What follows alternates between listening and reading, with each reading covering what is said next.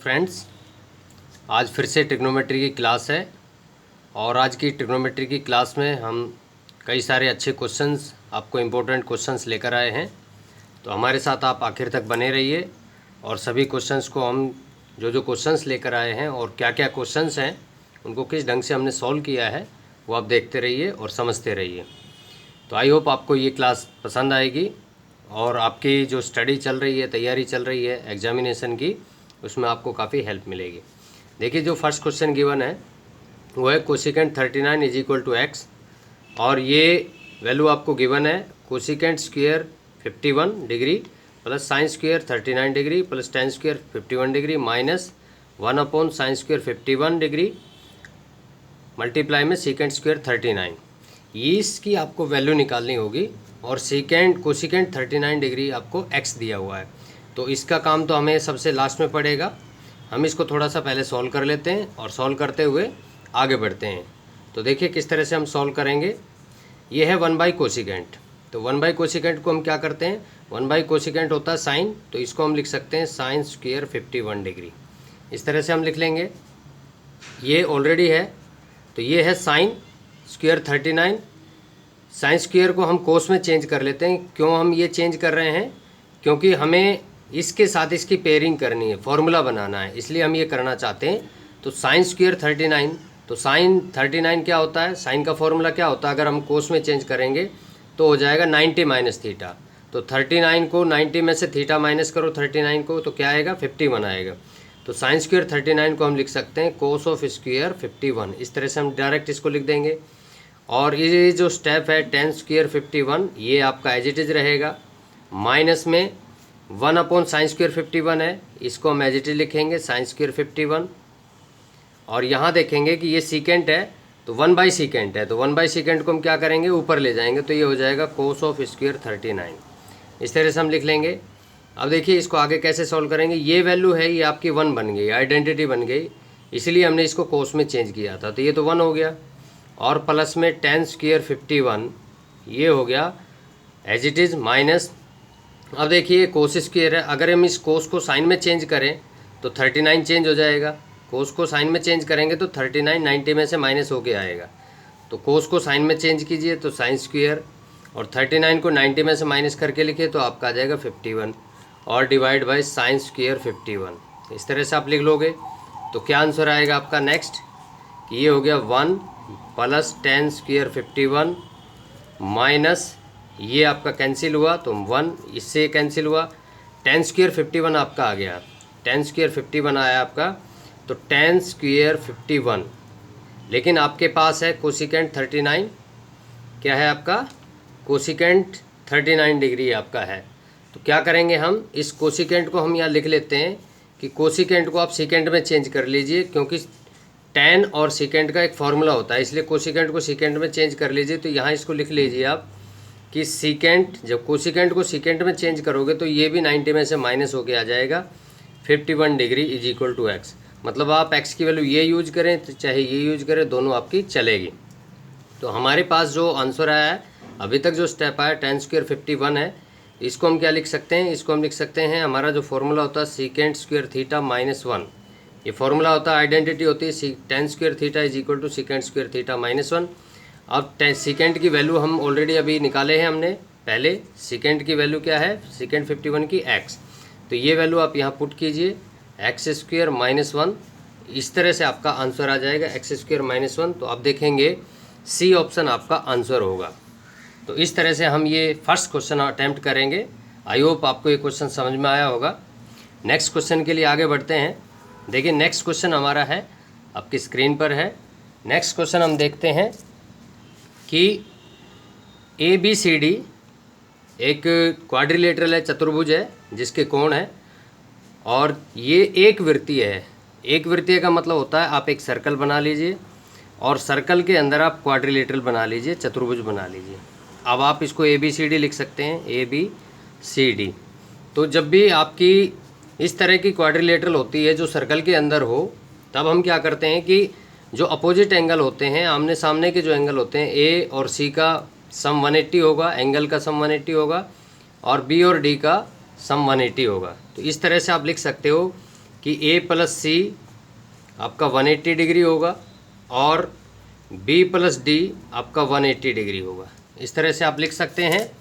और आगे जब हम इसको सॉल्व करेंगे कि यहाँ से आपको सी निकालना है, सपोज दैट यहाँ से आप सी निकाल लीजिए, तो ये आप लिखेंगे 180 माइनस ए, और यहाँ से आप डी निकाल लीजिए तो इसको लिखेंगे 180 माइनस बी।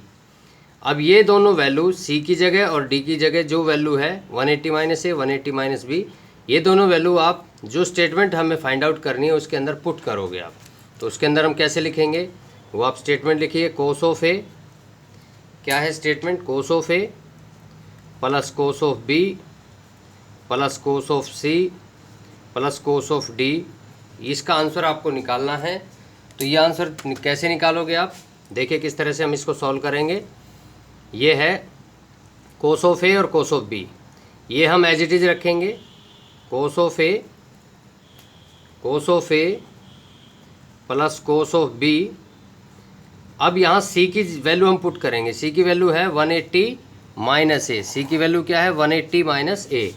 तो सी की वैल्यू हम पुट करेंगे यहाँ कोस ऑफ 180 माइनस ए, आप इस तरह से लिखोगे। फिर प्लस में कोस ऑफ डी, डी को लिखोगे 180 माइनस बी, इस तरह से आप लिख लोगे। अब देखिए आंसर क्या आएगा, आंसर क्या आएगा ये हम नेक्स्ट स्टेप में लिखेंगे। यहाँ आपको एक ध्यान रखना होगा, वो ध्यान ये रखना है कि ये जो फॉर्मूला यहाँ बन रहा है, एक फॉर्मूला बन रहा है कोस ऑफ 180 माइनस थीटा। क्या बन रहा है, cos of 180 minus theta, cos of 180 minus theta, ये फॉर्मूला होता है कोस ऑफ 180 माइनस थीटा। ये फॉर्मूला बनता है। इसको इस तरह के फॉर्मूले को समझने के लिए आपको ट्रिग्नोमेट्री के अंदर जो क्वाड्रेंट का जो कॉन्सेप्ट है उस कॉन्सेप्ट को आपको समझना पड़ेगा। इसलिए आप सीधा फॉर्मूले याद रख लीजिए। 180 कोस 180 माइनस थीटा आपका होता है कोस ऑफ थीटा, नेगेटिव में आएगा कोस ऑफ थीटा। तो ये फार्मूला हम यहाँ यूज करेंगे। इस फार्मूले का यूज करते हुए इस क्वेश्चन को हम सॉल्व करेंगे। तो देखिए ये है cos of A plus cos of B. अब ये है कोस 180 माइनस ए, कोस 180 माइनस ए, तो माइनस कोस ऑफ हो जाएगा, तो ये प्लस का साइन जो माइनस हो जाएगा, कोस ऑफ ए हो जाएगा, और ये हो जाएगा कोस ऑफ बी, नेगेटिव में कोस ऑफ बी। इस तरह से आप लिखोगे। तो यहाँ देखोगे कि कोस ए से कोस ए कैंसिल हो रहा है, कोस बी से कोस बी कैंसिल हो रहा है, आंसर आपका क्या आ रहा है, 0 आ रहा है। तो इस तरह से हम ये क्वेश्चन सॉल्व कर सकते हैं। बहुत आसान क्वेश्चन है, मुश्किल नहीं है। तो अगले क्वेश्चन के लिए आगे बढ़ते हैं। देखिए क्या है नेक्स्ट क्वेश्चन।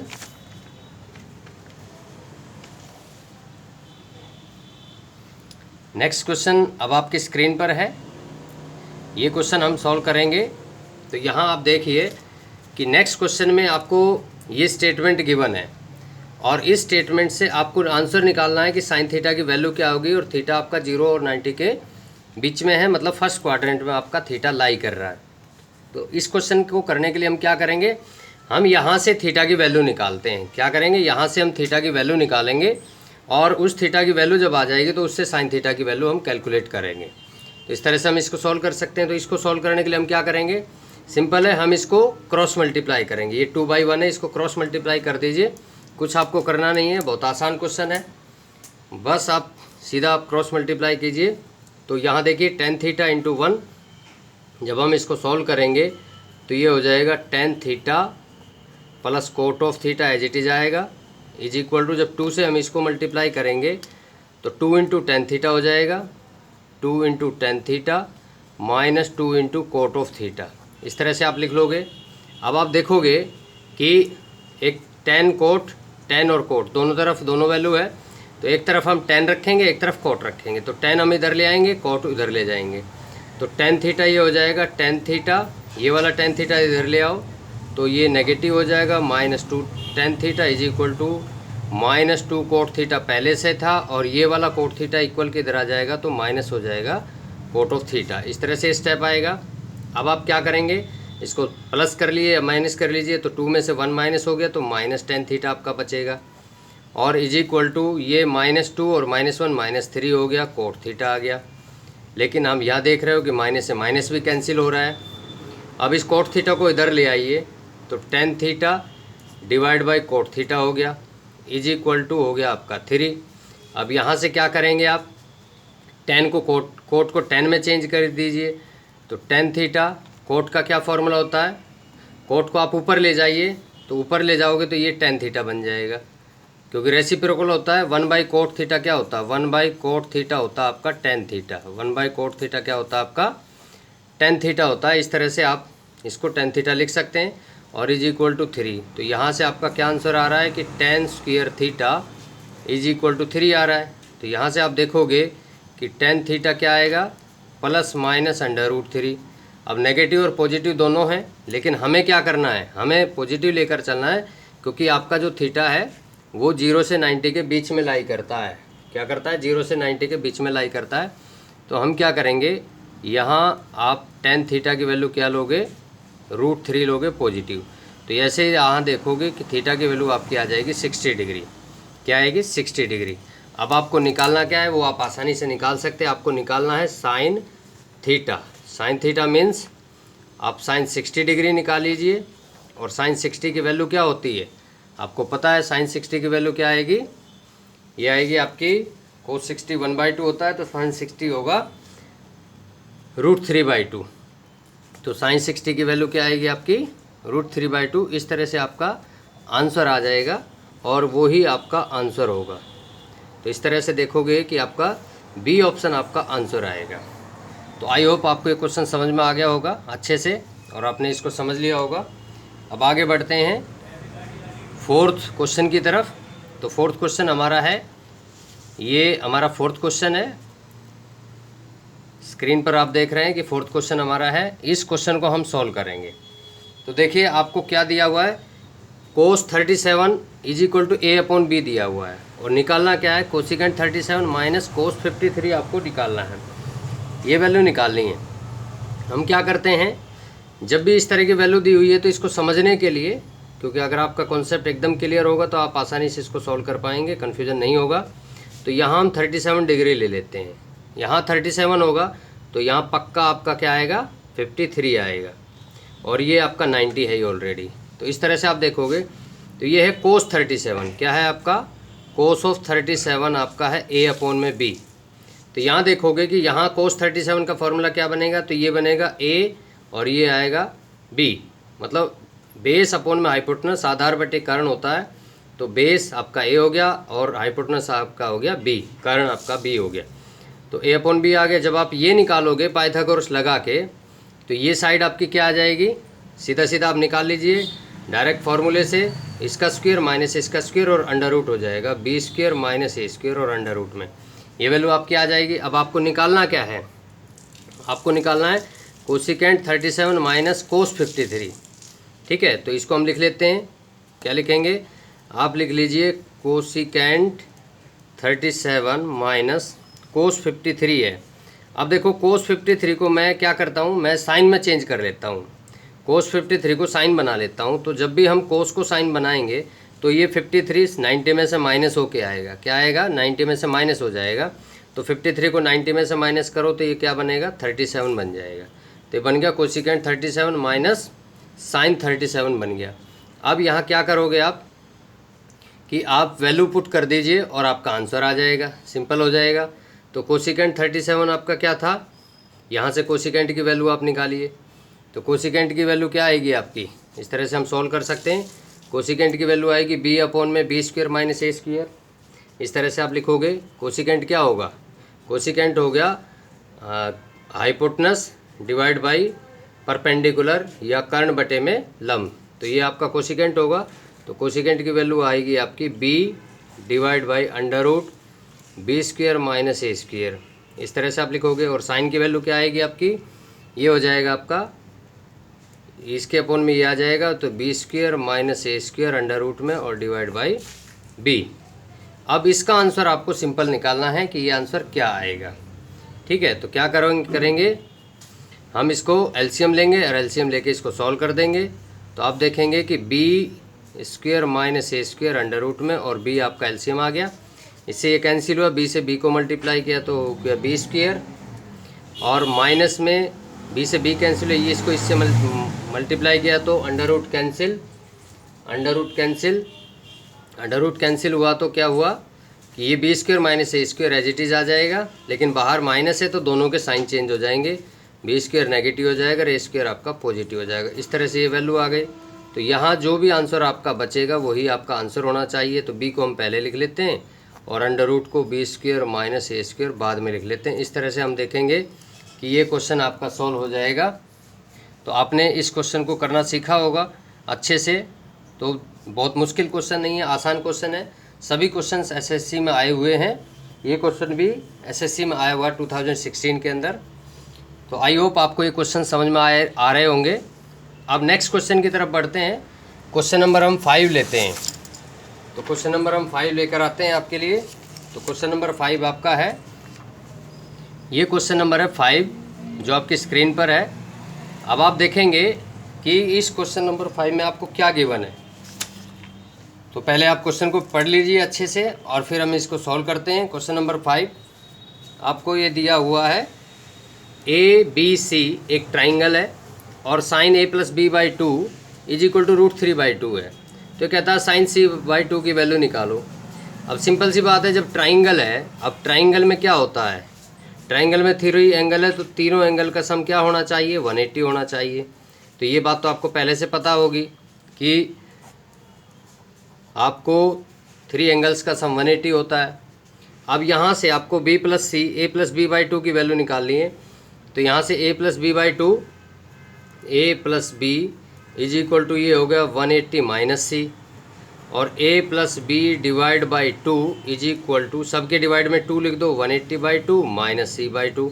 यहाँ भी 2 से डिवाइड किया, यहाँ भी, तीनों जगह 2 से डिवाइड किया, तो ये हो गया 90 माइनस सी बाई 2, और ये हो गया a plus B divide by 2। तो ये वैल्यू तो आप पहले से निकाल लोगे। हमें क्या निकालना है, साइन की वैल्यू निकालनी है। क्या निकालनी है हमें, साइन की वैल्यू निकालनी है। तो पहले आप इसको सॉल्व कर लीजिए। अब इस क्वेश्चन को सॉल्व करते हैं जो हमें वैल्यू एक्चुअल में निकालनी है। हमें ये गिवन है, तो इसको हम लेकर चलते हैं, sine a plus B divide by 2 is equal to √3/2। अब यहाँ से हम a प्लस बी बाई 2 की वैल्यू निकालते क्या होगी। तो देखिए ये साइन है, इसको भी हम साइन में कन्वर्ट करते हैं ताकि साइन से साइन कैंसिल हो जाए और a प्लस बी बाई 2 की वैल्यू आ जाए। तो क्या है, √3/2 को हम क्या लिख सकते हैं, साइन 60 लिख सकते हैं। साइन 60 की वैल्यू क्या होती है, a plus B divide by 2। तो साइन 60 की वैल्यू होती है √3/2। तो आप इसको साइन 60 लिख लीजिए। साइन से साइन कैंसिल हो गया, तो a plus B divide by 2 हो गया आपका 60 डिग्री। अब यहाँ आप देखोगे कि ये आपका 60 डिग्री है। क्या है, ये आपका 60 डिग्री है। तो यहाँ से a प्लस बी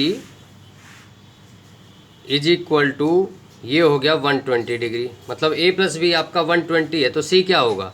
तो सिंपल है, a प्लस बी अगर 120 है तो c आएगा 180 में से a प्लस बी को माइनस कर दो तो आपका आ गया ये 60 डिग्री। मतलब c एंगल आपका 60 डिग्री होगा। अब c 60 डिग्री है तो आपको निकालना क्या है, निकालना है आपको, जो निकालना है साइन c बाई 2 निकालना है। क्या निकालना है आपको, साइन c बाई 2। तो सिंपल है, साइन c बाई 2 आपको निकालना है, साइन c बाई 2। तो c की वैल्यू क्या आई आपकी, साइन 60/2। मतलब आपको साइन 30 की वैल्यू निकालनी है। क्या निकालना है आपको, साइन 30 की वैल्यू निकालनी है। तो साइन 30 की वैल्यू क्या है आपकी, वो आपको पता ही है पहले से, आपको टेबल याद होनी चाहिए, वो होती है 1/2। तो 1/2 आपका आंसर आ जाएगा। इस तरह से आप देखोगे कि सी ऑप्शन आपका आंसर होगा जो आपके क्वेश्चन के अंदर सी ऑप्शन जो दिया हुआ है। तो ये हमारा क्वेश्चन था। हमें ये भी पता होना चाहिए कि हम किस तरह से करते हैं, और जो हमें गिवन स्टेटमेंट है उसी से हमें, क्योंकि हमें सी की वैल्यू चाहिए, साइन c बाई 2 हमें निकालना है, तो यहाँ से हम c की वैल्यू निकाल लेंगे। तो निकल के तो आएगी a प्लस बी की वैल्यू, और क्योंकि हमें पता है c की वैल्यू कैसे निकालेंगे, 180 में से a प्लस बी को माइनस कर दो। तो a प्लस बी है आपका 120 डिग्री, माइनस हो जाएगा तो 60 बचेगा। अब यहाँ आप c बाई 2 है तो 60 पुट कर दो, 60/2, तो 2 से कैंसिल हो गया, 30 आ गया। 30 साइन 30 की वैल्यू आपको पता है, वो होती है 1/2। इस तरह से आप देख लोगे कि ये क्वेश्चन आप आसानी से सॉल्व कर सकते हैं। तो स्टूडेंट्स नेक्स्ट क्वेश्चन के लिए बढ़ते हैं। 6 क्वेश्चन हमारा जो है वो हम करते हैं, क्या है देखते हैं। ये आपके स्क्रीन पर ये हमारा 6 क्वेश्चन है। ये आप देखिए कि 6 क्वेश्चन आप पढ़िए पहले और फिर इसको हम सॉल्व करते हैं। एक ही लाइन का समय ये समझने के लिए, लेकिन पहले आप इसको खुद समझिए कि इसको हम कैसे सॉल्व करेंगे। तो देखिए कैसे करते हैं कि 1 cos theta plus secant theta is equal to 1/2 है। तो सबसे पहले जो गिवन स्टेटमेंट है उसको हम थोड़ा सा सॉल्व कर लेते हैं। तो क्या करेंगे, हम क्रॉस मल्टीप्लाई कर लेते हैं। तो ये हो जाएगा आपका, जब आप क्रॉस मल्टीप्लाई करोगे तो ये हो गया cos of theta plus secant theta is equal to आपका आ गया 2। अब देखिए यहीं से आपको करना कुछ नहीं है, आपको करना कुछ नहीं है, आपको सोचना है कि कोस थीटा और सीकेंट थीटा अगर हम दोनों को ऐड करते हैं और आंसर 2 आ रहा है, तो ये पॉसिबिलिटी किस एंगल पर बनेगी कि दोनों में एक ही एंगल पुट होगा और कोस की वैल्यू और सीकेंट की वैल्यू 2 आ जाए। तो ये ओनली पॉसिबिलिटी कब होगी, ओनली पॉसिबिलिटी, ये आपको थोड़ा सा सोचना पड़ेगा कि ये पॉसिबिलिटी कब है, जब थीटा की वैल्यू 0 डिग्री है।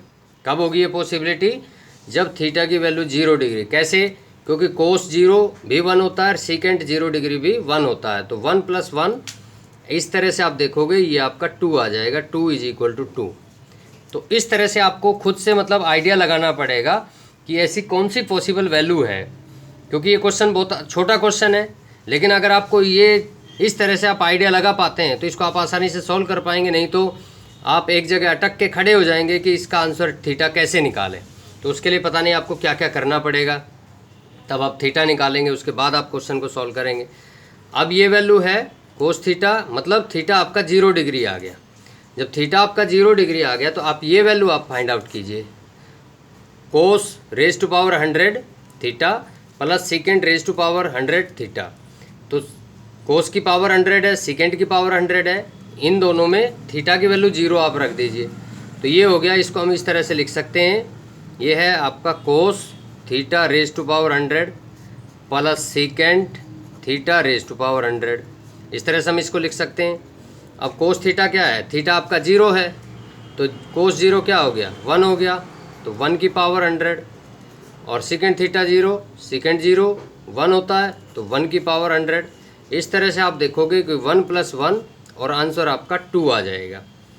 तो बहुत मुश्किल क्वेश्चन नहीं है, एक ही लाइन में आप इसको सॉल्व कर सकते थे यहीं से कि यहाँ तो थीटा 0 है, तो कोस 0 1, सीकेंट 0 1, तो कोस 0 1 हो गया, सीकेंट 0 1 हो गया, और पावर 1 की पावर सेम होती है, तो 1 + 1 2 आ जाएगा। मतलब बिना पेन चलाए भी आप इस क्वेश्चन को आसानी से सॉल्व कर सकते हैं। बहुत मुश्किल क्वेश्चन नहीं है, आसान क्वेश्चन है, लेकिन टिपिकल क्वेश्चन है। अगर आप इनको क्वेश्चंस को पहले सॉल्व कर लेते हैं तो डेफिनेटली आप एग्जाम में आसानी से इस तरह के क्वेश्चंस को आप सॉल्व कर पाएंगे। तो फ्रेंड्स नेक्स्ट क्वेश्चन की तरफ बढ़ते हैं। क्वेश्चन नंबर हमारा है 7। ये आपका क्वेश्चन नंबर 7 है, ये आप एक बार पढ़िए और फिर इस क्वेश्चन को हम सॉल्व करते हैं। देखिए आपको क्वेश्चन 7 में क्या दिया हुआ है। आसान क्वेश्चन, इस तरह के क्वेश्चन हमने पिछली जो वीडियो बनाए थे उनमें इस तरह के क्वेश्चन, कई सारे क्वेश्चंस हमने सॉल्व किए थे और आपको अच्छा तरीका भी बताया था किस तरह से हम ये सॉल्व करते हैं। जब भी आपको इस तरह का रेशो दिया हुआ होता है और ट्राइंगल की बात हो रही होती है और फिर वो कहता है कुछ वैल्यू आप फाइंड आउट कीजिए, तो हम क्या करते हैं, इसको समझने के लिए हम ट्राइंगल बना लेते हैं, एक ट्राइंगल फॉर्म कर लेते हैं। एक ट्राइंगल आप फॉर्म कर लीजिए। अब ये कहता है कि ये है कोसिकेंट एक्स, तो हम यहाँ क्या करते हैं, हम यहाँ एक्स लिख लेते हैं, ये आपका एक्स पॉइंट है, और वाई पर वो कहता है समकोण है, तो वाई आपका यहाँ है, तो ये आपका हो गया जेड। ठीक है, तो अब यहाँ देखोगे कि इसके हिसाब से, क्योंकि एक्स आपका बेस एंगल है, एक्स आपका बेस एंगल है, तो इस ट्राइंगल में कोसिकेंट क्या बनेगा, कोसिकेंट क्या बनेगा, cosecant X is equal to 17/15 है, तो कोसिकेंट क्या बनेगा आपका, कोसिकेंट बनेगा हाइपोटेनस कर्ण बटे में लंब, हाइपोटेनस डिवाइड बाय बेस, तो ये बनेगा X Z divide by Y Z, ये बनेगा आपका 17/15। इस तरह से आप लिखोगे, तो ये आपका हो गया 17 और ये हो गया आपका 15। इस तरह से आप लोगे। अब आप देखोगे कि आपको ट्राइंगल है, राइट एंगल ट्राइंगल है, समकोण त्रिभुज है, और इसमें 2 साइड आपको दी हुई है, 2 साइड आपको दी हुई है, तीसरी साइड आपको निकालनी है। तो डेफिनेटली ये आपको पता है कि आप ये साइड कैसे निकालोगे, आप ये निकालोगे पाइथागोरस थ्योरम अप्लाई करके। तो पाइथागोरस थ्योरम आप अप्लाई कीजिए और सिंपल है, अगर आप वैसे समझते हैं तो 17 का स्क्वायर करो, माइनस में 15 का स्क्वायर माइनस कर दो और फिर उसका अंडर रूट कर दो। तो क्या आएगा, इसका स्क्वायर आएगा 289, इसका स्क्वायर आएगा 225, माइनस करोगे तो आएगा 64 और 64 को जब अंडर रूट लोगे तो आ जाएगा 8। तो सीधे जैसे मैंने ओरली इसको सॉल्व किया आप ऐसे सॉल्व भी कर सकते हैं, और नहीं तो याद भी रख सकते हैं 17, 15 और 8 का ये पाइथागोरियन ट्रिपलेट इसको बोला जाता है, ये ट्रिपलेट होता है। अगर ये 17 है तो ये 15 और ये 8 पक्का हो जाएंगे। तो इस तरह से आप याद रख सकते हैं। अब आपको निकालना क्या है, कोट जेड की वैल्यू निकालनी। कोट आपको निकालना है कोट ऑफ जेड। अब आप कोट जेड निकालने के लिए आपको क्या करना है, जेड आपका यहाँ है, अब यहाँ नहीं है, जेड आपका कहाँ पे, यहाँ पे है। तो बेस जहाँ भी आपका जो एंगल होता है, ये एंगल इधर है, तो ये वाली लाइन आपका बेस मानी जाएगी। बस इस क्वेश्चन में यही बात समझने की है, क्योंकि जनरली हमने जैसे ट्राइंगल जो बनाई हुई है एक्स वाई जेड, उसमें बेस ये है 8 है, जो 8 जो साइड है वो बेस है, और 15 है जो ये एल्टीट्यूड है, ये आपका हाइपोटेनस है, कर्ण है। लेकिन वो कोट जेड निकालने के लिए बोल रहा है, तो जब जेड की वो बात करेगा तो बेस, हम इस लाइन को बेस मानेंगे, बेस, तब ये परपेंडिकुलर हो जाएगा, ठीक है, एल्टीट्यूड, और ये हो जाएगा आपका हाइपोटेनस, कर्ण हो जाएगा। तो इस तरह से आप देखोगे कि हमें तो कोट जेड निकालना है। तो कोट जेड का मतलब क्या होता है, कोट जेड का मतलब होता है आधार डिवाइड बाय परपेंडिकुलर या लंब। इस तरह से आप, जिस तरह से आपने समझा हुआ है, आधार बटे लंब आप समझ सकते हैं। तो ये तो आधार हो गया, तो ये लंब हो गया, ये आधार तो ये लंब, मतलब 15/8 आपका आंसर आ जाएगा। मतलब आप इसको, ज़रूरी नहीं है, मैंने जितना समझाने में टाइम लगाया आप भी उतना टाइम इसको सॉल्व करने में लगाएंगे, कि ज़रूरी नहीं है। आप सीधा सिंपल इस ट्राइंगल को ड्रॉ करके आप समझ सकते हैं कि ये 8 आएगा। अब यहीं से आप कैलकुलेट करेंगे कि कोट जेड क्या होगा, दिस साइड अपॉन में this side, this side upon में दिस साइड, तो 15/8 आपका आंसर हो जाएगा। तो इस तरह से आप देखोगे कि बिना पेन चलाए भी आप इस क्वेश्चन को सॉल्व कर सकते हैं। ये CHSL में ये क्वेश्चन 2018 में आया हुआ था SSC के अंदर। तो इस क्वेश्चन को हमने उठा लिया, क्योंकि ये क्वेश्चन एक्चुअल में क्या होता है कि थोड़ा सा कंफ्यूज कर देते हैं। ये ट्राइंगल होती है, लेकिन वो दिया हुआ x होता है, निकालने के लिए वो z बोलता है, तो वो कोट की जगह कुछ और भी बोल सकता है। इसलिए आपको कंसेप्चुअली इस बात को ध्यान रख लेना होगा कि जब भी z की बात होगी तो z यहाँ पे तो बेस ये माना जाएगा, और ये लाइन अगर बेस होगी तो ये एल्टीट्यूड हो जाएगी, ये आपका हाइपोटेनस हो जाएगी, मतलब कर्ण हो जाएगी। तो ये बेस आधार हो गया, ये लंब हो गया, तो ये कर्ण हो गया जेड के केस में। और जब आप एक्स के केस की बात करोगे तो एक्स के केस में ये है आपका आधार, ये लंब है, ये कर्ण है। इसलिए आपको जब भी इस तरह की बात हो आप उसमें सावधानी रखेंगे और अच्छे से उस क्वेश्चन को अटैम्प्ट कर लेंगे। मुश्किल कुछ नहीं है, बस समझने की बात है। आप अच्छे से समझ लीजिए और उन क्वेश्चंस को आप सॉल्व कर लीजिए। तो आगे बढ़ते हैं क्वेश्चन नंबर 8 की तरफ। ये क्वेश्चन भी हमने इसी तरह का क्वेश्चन लिया है। तो ये आपकी स्क्रीन पर है क्वेश्चन नंबर 8, ये आप एक बार पढ़ लीजिए, फिर इसको हम सॉल्व करते हैं। ये कहता है कि ट्राइंगल XYZ, ये y पर समकोण है, पिछले क्वेश्चन की तरह ही है, और इसमें x एंगल आपको पहले से गिवन है, वो है आपका 60 डिग्री, और सेकेंड z निकालना है।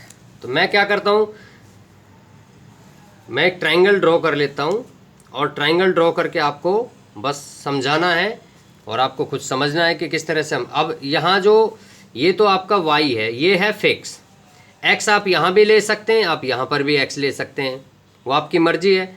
निकालना z है तो मैं z यहाँ ले लेता हूँ और x यहाँ ले लेता हूँ, ठीक है। z हमें सेकेंड z निकालना है, तो z मैंने यहाँ ले लिया और x मैंने वहाँ ले लिया, तो ये होगी ट्राइंगल XYZ। अब वो कहता है कि एंगल x आपका 60 डिग्री है, तो मैंने इसको यहाँ 60 डिग्री लिखा, ये 60 है। अब ये 60 है तो ये कितने डिग्री का होगा, सिंपल है, ये 30 डिग्री का आएगा। तो इस तरह से आप देखोगे कि राइट एंगल ट्राइंगल है, तो ये 60 तो ये 30। अब आपको सिंपल वैल्यूज़ निकालनी है। अब आपको ये ध्यान रखना है कि जब भी आप सेकेंड जेड की वैल्यू निकालोगे, तो यहाँ हम क्वेश्चन को सॉल्व कर लेते हैं। Second Z is equal to 2 divide by √3।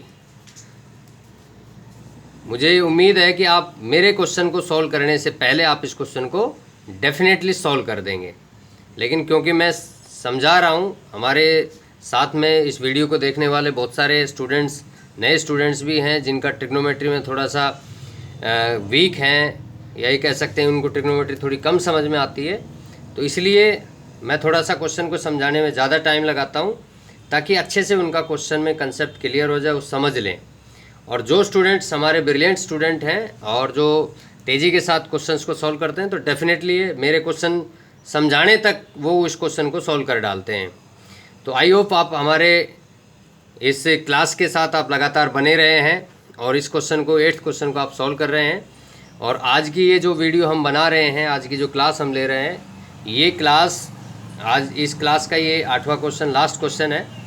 तो हमारे साथ आप लगातार बने रहिए और देखिए कि इस क्वेश्चन को हम किस तरह से सॉल्व करते हैं।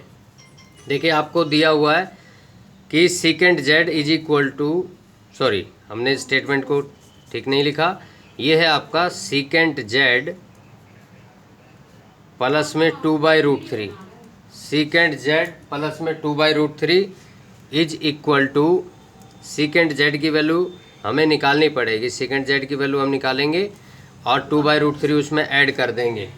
ठीक है, 2/3 उसमें ऐड कर देंगे। तो क्या करेंगे, सीकेंट जेड, अब यहाँ ये ध्यान रखिए कि जेड यहाँ 30 डिग्री है, जेड क्या है यहाँ 30 डिग्री है। तो आप यहाँ सीकेंट 30 डिग्री आप पुट कर लीजिए, सीकेंट 30 प्लस में 2/√3, सीकेंट 30 प्लस 2/√3। अब आप देखोगे कि सीकेंट 30 की वैल्यू क्या होगी। तो सीकेंट 30 की वैल्यू आप बताइए कि क्या होती है सीकेंट 30 की वैल्यू। तो सीकेंट अगर आपको याद है तो बहुत अच्छा है, नहीं तो आप कोस 30 की वैल्यू याद कीजिए आपको क्या है। तो कोस 30 की वैल्यू होती है √3/2। क्या होती है, कोस 30 की वैल्यू होती है √3/2। और सीकेंट इसका रेसिप्रोकल होता है, तो सीकेंट 30 क्या हो जाएगा, इसका रेसिप्रोकल कर दो 2/√3 हो जाएगा। इसका हम शीर्षासन करा देते हैं। तो ये आप इस तरह से समझ सकते हैं कि कोस 30 √3/2 है, मतलब एक को याद करने से दूसरा खुद से याद आ जाता है। तो कोस 30 √3/2 है, तो ये सीकेंट 30 क्या हो जाएगा 2/√3। तो ये वैल्यू हम यहाँ पुट करेंगे, ये हो जाएगा आपका 2/√3 और प्लस 2/√3। देखो कितना आसान क्वेश्चन है, बहुत मुश्किल नहीं है, वेरी इजी क्वेश्चन। तो सीकेंट 30 2/√3 है, प्लस 2/√3 आपको पहले से दिया हुआ है, तो दोनों को आप ऐड कर दीजिए और आंसर निकाल लीजिए। तो सिंपल है, जब भी ऐड करेंगे तो √3 और √3 एलसीएम, नहीं तो ये कहते हैं कि जब डिवाइड में जो वैल्यू है अगर वो सेम हो तो ऊपर वाली वैल्यू ऐड या सब्ट्रैक्ट जो भी है, ये साइन है उसके हिसाब से प्लस या माइनस हो जाती है। तो 2 + 2 आ जाएगा ये। और वैसे भी अगर एलसीएम लेके आप सॉल्व करते हैं, समझते हैं, तो उस तरह से भी हम सॉल्व कर सकते हैं। 4/√3 आपका आंसर आ जाएगा। तो 2 + 2 डिवाइड बाय √3, तो ये हो जाएगा आपका 4/√3।